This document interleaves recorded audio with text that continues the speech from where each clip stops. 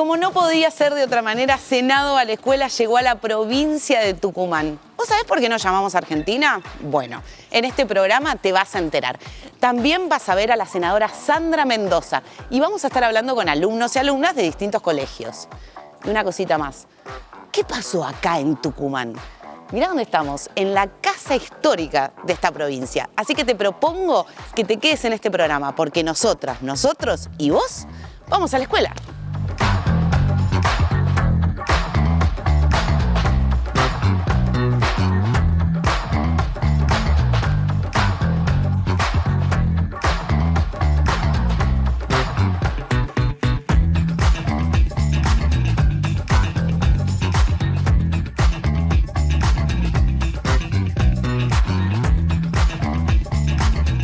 ¿Cuánto más, dulce o amargo? Dulce. ¿Dulce? Dulce. Bueno, pero, te voy a convidar amargo. pero no importa. Pero no te molesta. No, pero perfecto.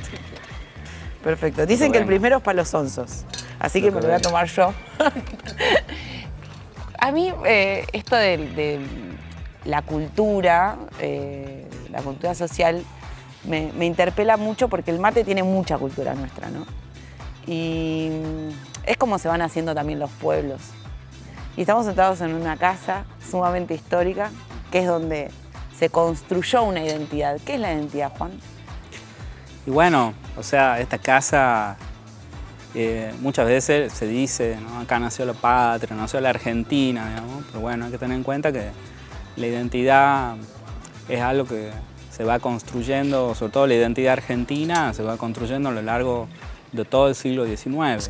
¿No? O sea, no hay que verla a la casa histórica, digamos, como este lugar donde ya estaban la identidad argentina formada, que esos congresales de 1816 eran argentinos. Eso no es una idea errónea, pero lo que hacen esos congresales es fundamental en el sentido de que ellos están construyendo algo o ayudando a construir algo que después va a convertirse en nuestro país. A pesar de todos los problemas internos que había, enfrentamientos, problemas económicos, la guerra, en ese momento está la guerra, digamos, contra España, los patriotas como que tienen esa visión de dejar de lado esas disputas internas y mirar a un objetivo más allá, que eso yo creo que es lo que significa la independencia, digamos. Significó, costó sangre, costó, digamos, mucho sufrimiento, pero era algo que ellos querían, digamos, no depender más de la monarquía española, digamos. Es como se habían fijado, digamos, ese horizonte, ese rumbo, ese objetivo, entonces dejan de lado esas disputas que tienen para trabajar en pos, digamos, de ese objetivo, digamos. Yo creo que es un mensaje que nos deja, digamos, esta época, el Congreso, digamos, que a pesar de los enfrentamientos y de las crisis que había en ese momento, hay como un objetivo a largo plazo por el cual, digamos, unirse para trabajar, digamos. Lo que hacen esos congresales es fundamental en el sentido de que ellos están construyendo algo o ayudando a construir algo que después va a convertirse en nuestro país. Muchas veces cuando hacemos los recorridos dentro del casa y le mostramos a los visitantes, por ejemplo, la Declaración de Independencia, muchos dicen ¿por qué están las actas en quechua, en aymara? Si nosotros somos de Argentina, no tenemos nada que ver, digamos, con lo que sería nuestro hermano país de Bolivia. Y bueno, porque en ese momento todo formaba parte de un mismo conjunto político, cultural, económico. Y los patriotas de 1810 lo tenían claro, ellos no querían saber nada de perder esa región tan importante que era el Alto Perú. Y por eso van a hacer enormes esfuerzos por seguir teniéndolas, ya sea desde el punto de vista militar, avanzando con su ejército, y desde el punto de vista político, dándole la posibilidad a distintas regiones del Alto Perú que estén presentes en el Congreso de Tucumán, firmando la Declaración de Independencia.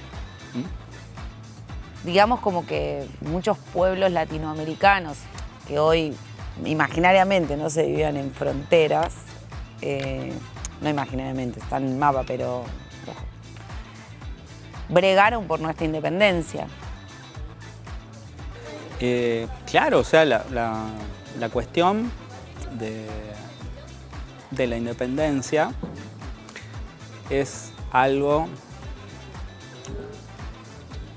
muchas veces se ha dicho, que ya estaba dentro, sobre todo posturas históricas bastante antiguas, que ya estaba dentro, digamos, de estos revolucionarios, de estos patriotas, y que la Revolución de Mayo de 1810 fue como el momento que desatan esas fuerzas internas que ya se venían desarrollando, cuando en realidad no ha sido así. No es que el pueblo ya tenía en su ADN interno esta idea, digamos, de independizarse. Si bien había críticas, digamos, al sistema español que gobernaba en ese momento, había críticas y había resquemores, enojos, digamos, contra la monarquía. En realidad va a ser la gran crisis que vive España cuando es invadida por los franceses, lo que va a desatar, digamos, el movimiento de independencia. Pero bueno, una vez que se desata... eso permite que... Claro, las fuerzas se van desarrollando y van construyendo algo que en un principio había temor, dudas, incertidumbre, pero bueno, con el paso de los años ya va creciendo esa idea dentro de los grupos dirigentes criollos y dentro del pueblo de independizarse, digamos, de romper definitivamente ese lazo con España.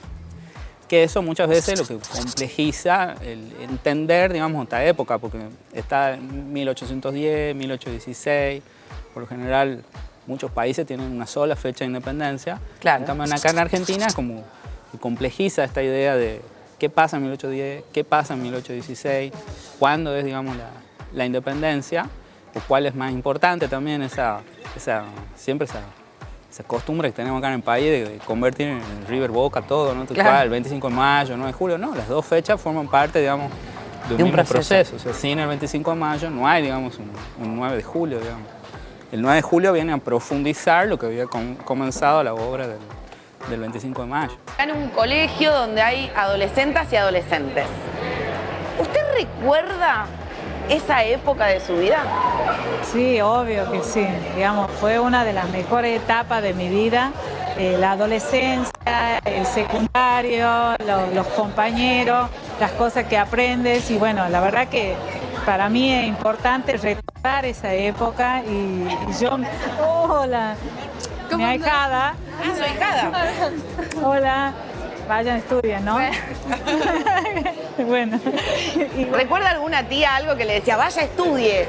Siempre, siempre, siempre mis padres siempre me inculcaron mucho el estudio, pero bueno, son cosas que a veces me tocó dejar en la secundaria en tercer año, que tenía que decidir si estudiar o trabajar, tener para comer, porque vengo de una familia muy humilde.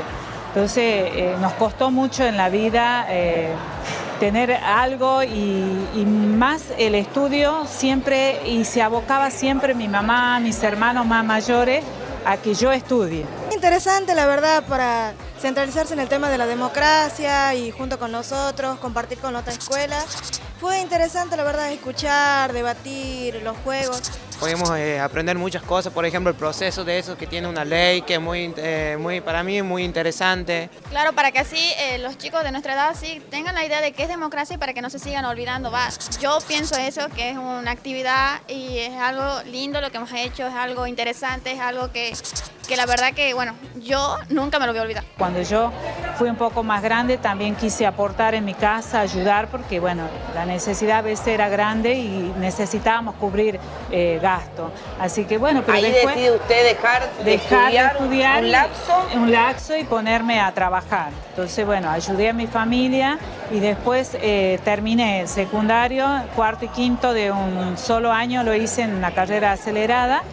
Y después, bueno, con el tiempo hice otra carrera universitaria donde venía a una universidad, a un centro en San Miguel de Tucumán, a dar la carrera de martillera público. Entonces después se hizo que tenía que ser universitaria esa carrera, así que vino a la Universidad de Formosa y dio la carrera, que me recibí, fueron 2 años de carrera. Y después, ya casada, embarazada de mi primera hija, terminé el secundario. Después, Usted ya está embarazada cuando termina el secundario, o sea que quiere decir que estudió estando embarazada. Así es, de mi primera hija, De su primera hija. secundario.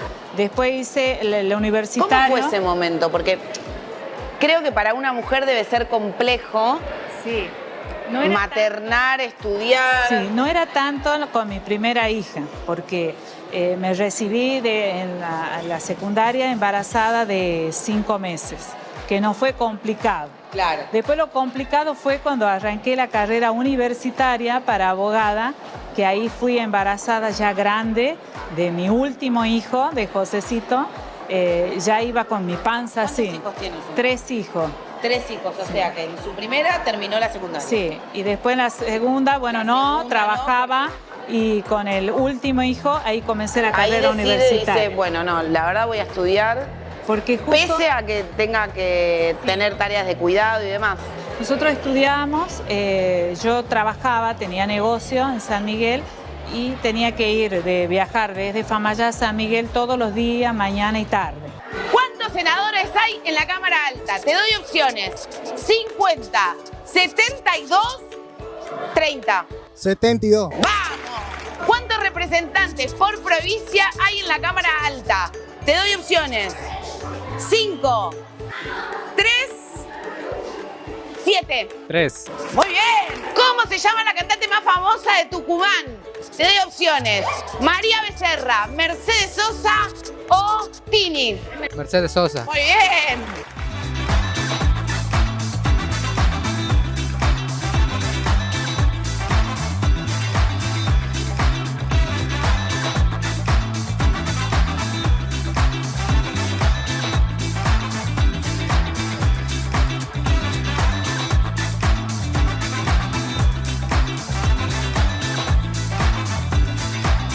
La compañera dijo algo que no se dijo en otro momento, que definir la palabra democracia, ¿no?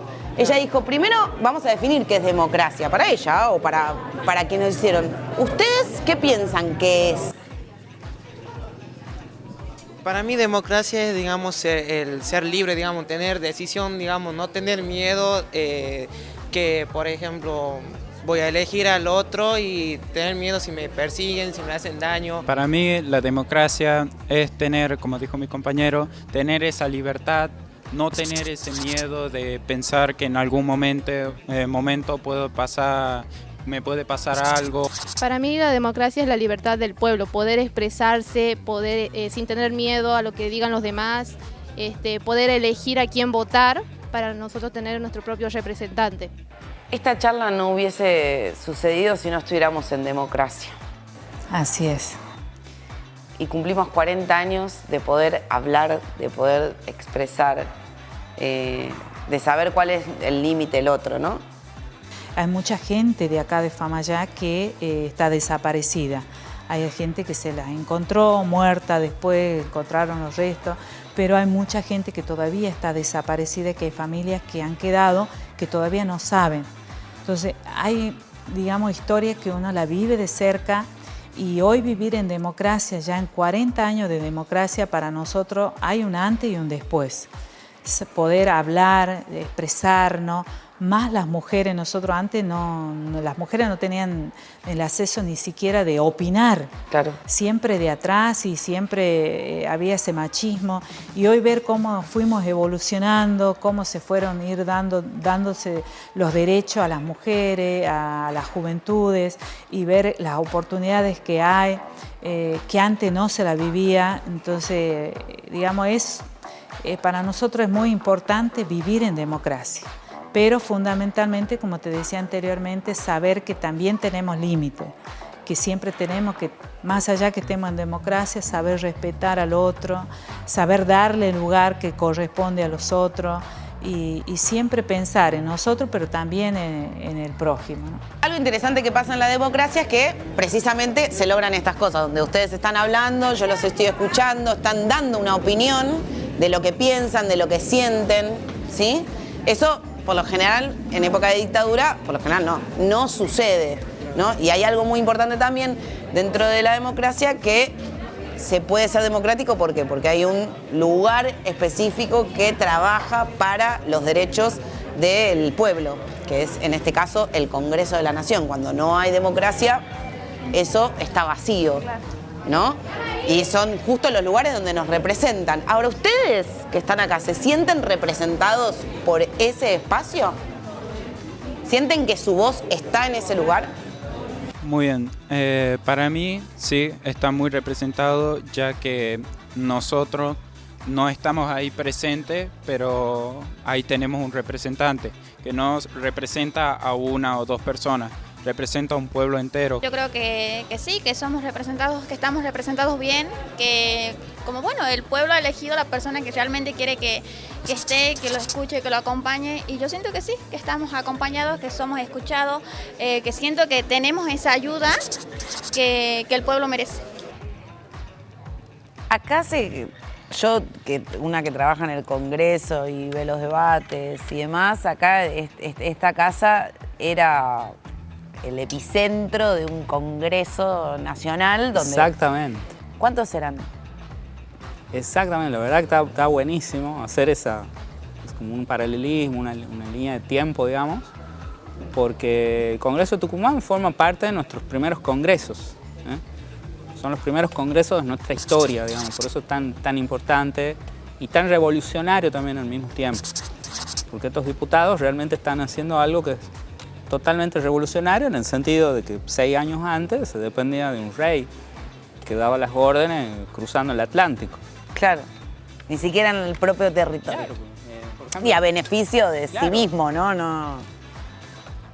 El rey de España, por ejemplo, los reyes que tuvo España nunca pisaron América, digamos. O sea, estaban allá en su trono dando sus órdenes y estos territorios eran súbditos y tenían que obedecer a esas órdenes de la corona. Entonces el hecho de reunirse, de venir de lejos, reunirse, de hacer, digamos, esta asamblea, es algo realmente novedoso y revolucionario, que antes no ocurría. O sea, sí había reuniones, por ejemplo, los cabildos abiertos, pero eran reuniones locales que se hacían en cada ciudad, con los vecinos, digamos, notables, que se reunían en los cabildos. Pero esta idea de reunir en un lugar a representantes de los distintos territorios forma parte de son las primeras veces de nuestra historia. Digamos, ya se había hecho antes, digamos, en 1813, la asamblea del año 13, y bueno, el Congreso de Tucumán, de alguna manera, lo que viene es a profundizar esa obra que no había podido terminar la asamblea, digamos. El Congreso en Tucumán tuvo 33 diputados, ¿sí? La etapa tucumana. Hay algunas cuestiones que lo vemos el día de hoy, por ejemplo, esta idea de reunirse en comisiones, de hacer dictamen. O sea, el Congreso no es que todo el tiempo estaban todos juntos sesionando, sino que eso se producía en un momento, por lo general a la mañana, y después por la tarde ellos ya trabajaban en grupos más pequeños. Como había montones de cosas que resolver, cuestiones económicas, pedidos que hacía la gente, nuevos impuestos, las provincias que tenían problemas económicos y pedían, por ejemplo, autorización para hacer empréstitos forzosos. Bueno, todo eso tenía que resolver el Congreso, entonces como que lo van dividiendo, cuestiones económicas, cuestiones de asuntos particulares, entonces todos esos temas los van separando, entonces van haciendo grupitos de trabajo, 2 o 3 congresales que tienen que dar dictamen sobre tal tema, ¿no? Entonces una vez que elaboraban el proyecto, ese sería el dictamen, lo elevaban, digamos, al Congreso, a la sesión mayor donde estaban reunidos todos, y ahí, digamos, se lo votaba, digamos. El Congreso también va a tener sus enfrentamientos, sus disputas, digamos, adentro de la sala. Si bien no había partidos políticos todavía, pero hay así como... Cada uno tenía sus intereses. Claro, hay como 3 grupos, ¿eh? 3 grupos, que es básicamente Buenos Aires, el interior, que serían el resto de las provincias, y los diputados altos peruanos. ¿Qué se comía el 9 de julio? Te doy opciones. ¿Churrasco con puré, locro o empanadas? Locro. Muy bien. ¿Cuál era uno de los próceres que estaba en la casa histórica de Tucumán donde se firmó el Día de la Independencia? Te doy opciones. Artigas, Belgrano, Mariquita Sánchez de Thompson. Belgrano. Muy bien. ¿Cuántos años cumplimos de democracia? ¿15, 20 o 40? 40. Muy bien.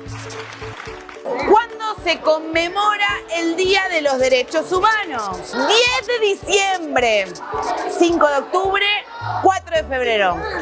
10 de diciembre. Muy bien.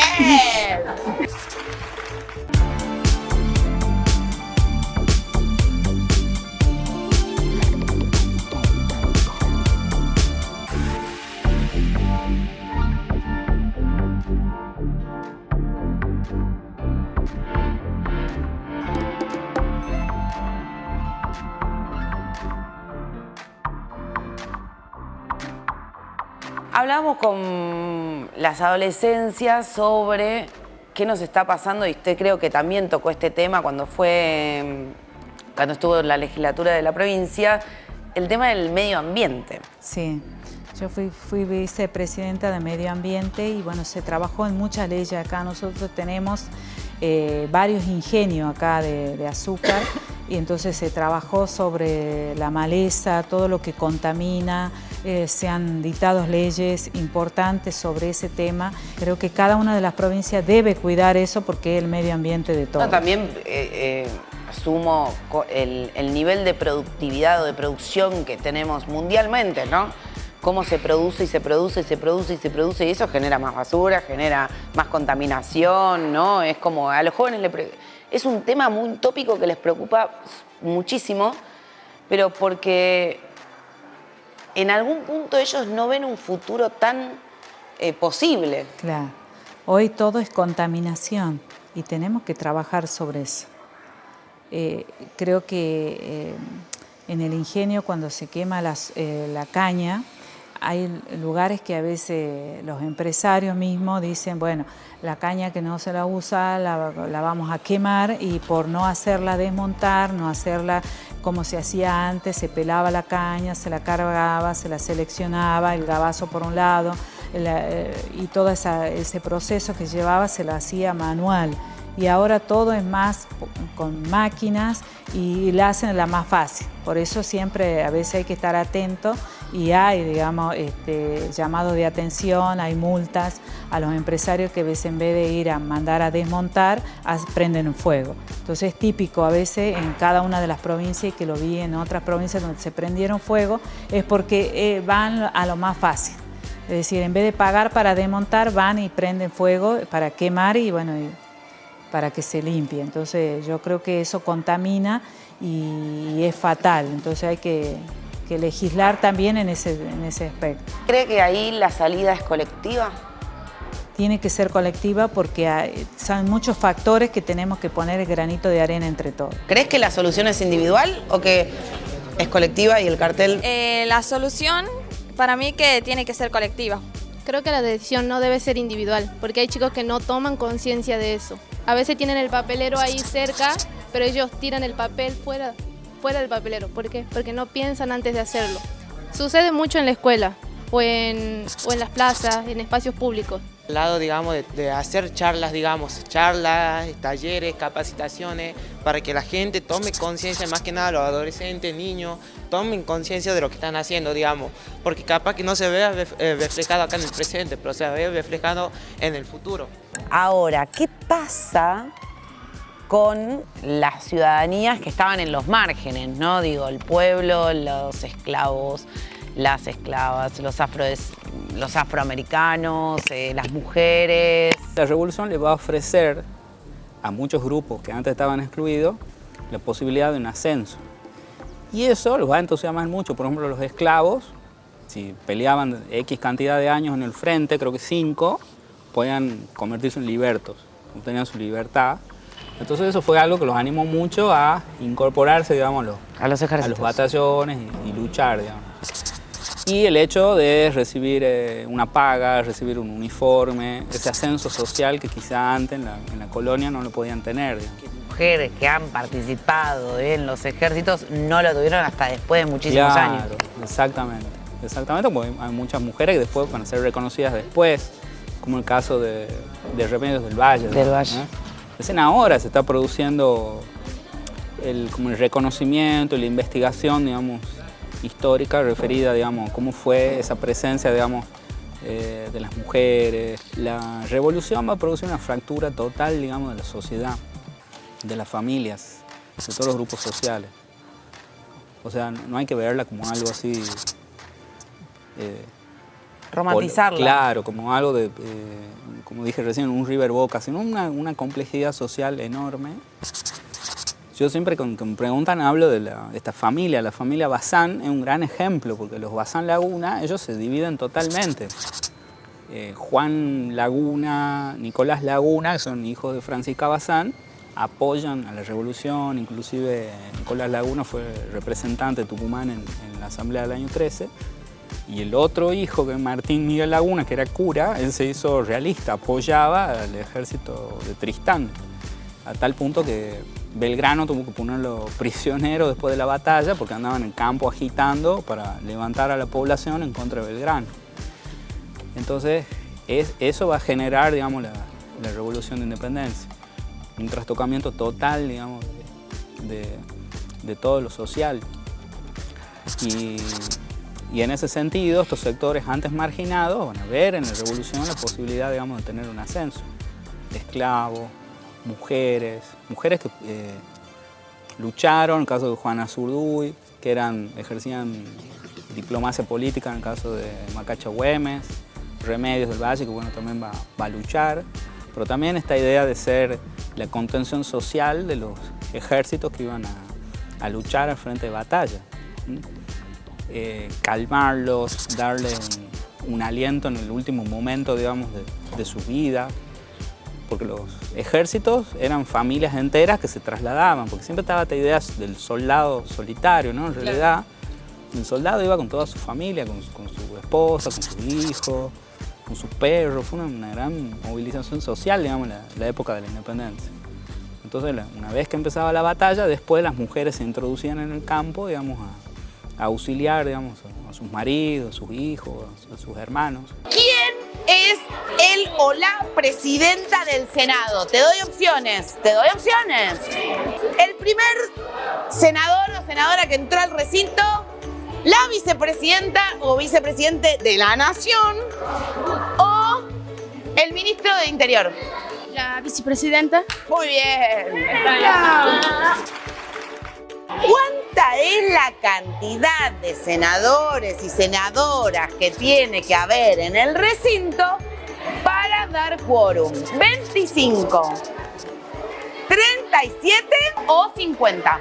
37. ¡Pero qué genial! ¡Muy bien! ¿Cada cuántos años se renueva la Cámara?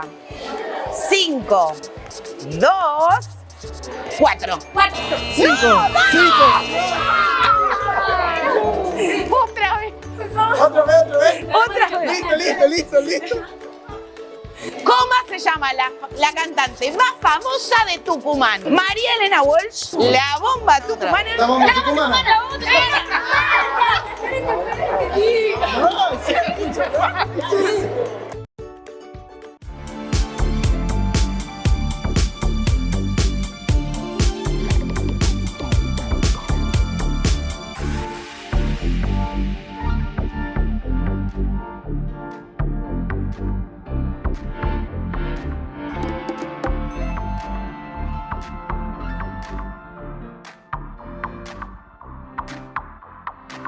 Vos dijiste una palabra que me parece fundamental, que es futuro.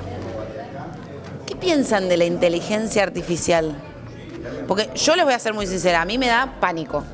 Yo veo que hay personas que se han quedado sin trabajo porque, por ejemplo, un locutor se quedó sin trabajo porque cuando volvió de sus vacaciones la reemplazó, era un locutor de YouTube, la reemplazó una voz de una inteligencia artificial. Hay una radio que está hecha netamente locución, música, operador, no, casi laburo negro, netamente con inteligencia artificial. ¿Qué piensan de esto? Ustedes que van a ver más que yo consumir. Eso tiene, digamos, dos puntos, digamos, porque tiene su punto, digamos, dos puntos, digamos, el punto de que sería el futuro de facilitar la vida del humano. ¿Cómo te la facilitan? Por ejemplo, el tema de las computadoras. Pero yo digo, por ejemplo, el tema de nosotros. Mi papá me cuenta que en su año de escuela, digamos, tenían que leer libros, digamos, para sacar una información. Hoy, ¿qué hacemos? Se conectamos con internet y al toque tenemos la información. Hay algo que me parece interesante que, por ejemplo, ¿cómo es tu nombre? Alan. Alan, me parece que es interesante su búsqueda porque él sabe qué más le gusta. Entonces eso te permite también, en ese bucear de lo que te gusta, encontrarte con vos y comprender lo que estás leyendo, ¿no? Es algo... ¿Qué consejo les damos al compañero? Ay. Es un libro y sentí la satisfacción de terminar de leerlo. ¿Sabe qué? Vos decís, ay, terminé un libro, lo he leído, ahora sé que quiero seguir la segunda parte o leer otra cosa, algo más avanzado, porque creo que uno se pone su propio límite y creo que uno puede con todo y puede con más. Un libro, la verdad, es un reto. paisaje, es algo muy lindo. Internet no te va a mostrar lo que te va a decir el libro. Internet te va a dar un contexto vacío, pero un libro te va a mostrar el verdadero sueño que hay en él. ¡Wow! Te está enamorando con esa... A mí me enamoró. Dije, ya está, me voy a leer. Chau, chicos. Tengo un libro en la mochila. Sí. Como última pregunta, yo creo que la historia no es solamente pasado, ¿no? Que nos ayuda a construir futuro. ¿Crees que es así? Obvio, si no, no estaría acá, digamos. La historia es fundamental porque te ayuda a, sin reflexionar sobre tu pasado, es muy difícil que vos puedas tener una idea de futuro o hacia dónde querés ir, sin saber qué es lo que ha pasado antes, ¿eh? En la historia es conflictiva, entonces muchas veces lo que se busca es no reflexionar sobre la historia, ¿eh? No borrarla, ¿no? Pero no podés borrar la memoria de un pueblo, ¿no? Esa memoria tiene que estar presente en los billetes, en los monumentos, en la escuela. Pero me quedo con esta idea de que no hay que borrar la memoria de los pueblos. No, para nada. Es algo, inclusive esta idea de independencia, ¿no? Se declara la independencia el 9 de julio de 1816, bueno, ya no se depende más de España, bueno, pero ¿qué significa ser independiente? O sea, es algo que ha pasado hace 200 años, ya está resuelto, yo soy independiente y soy realmente independiente, que puedo hacer pleno uso, digamos, de su soberanía territorial, bueno, todos los distintos tipos de soberanía. Es algo que nos tenemos que preguntar, ¿no? O sea, realmente esa independencia que han conseguido los diputados hace 200 años, ¿qué hacemos nosotros como sociedad para defenderla? ¿Cómo defendemos, por ejemplo, nuestros recursos naturales? ¿Cómo defendemos, por ejemplo, el mar argentino, que hoy es atacado por flotas que vienen de todo el mundo y depredan nuestros recursos? Eso es independencia.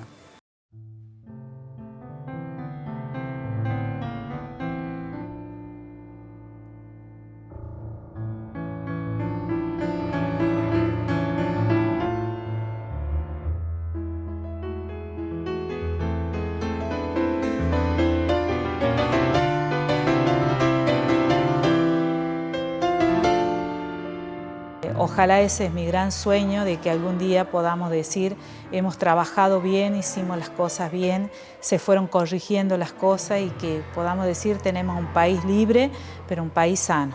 Para la humanidad, que es lo que quiero, el cuidado del medio ambiente, que se concientice más eso, individual y colectivamente entre las personas. Que tomen conciencia respecto más que nada a la violencia de género, o en sí a la violencia. Y al respeto entre todos y la igualdad de género. Que no discriminemos a las personas por ser diferentes, que tomemos conciencia que podemos dañar miles de personas y a familiares. O sea, podemos destruir a una madre, podemos destruir a un padre, digamos, por hacer algo que para nosotros, digamos, es divertido. Y así Senado va a la escuela en la provincia de Tucumán llega a su fin. En este programa pudiste ver que la historia no es solamente pasado, también nos sirve para construir futuro. Nosotras y nosotros nos volvemos a encontrar en un próximo Senado a la escuela con destino incierto. No sin antes decirte que entres a nuestro canal de YouTube Senado Argentina y veas toda nuestra programación. Hasta la próxima. Luna cuelga su copla en el aire. Luna cuelga su copla en el aire. El tamboril de la luna cuelga su copla en el aire. Samba de la luna llena, baila la noche en las calles con su pañuelo de esquinas y su ademán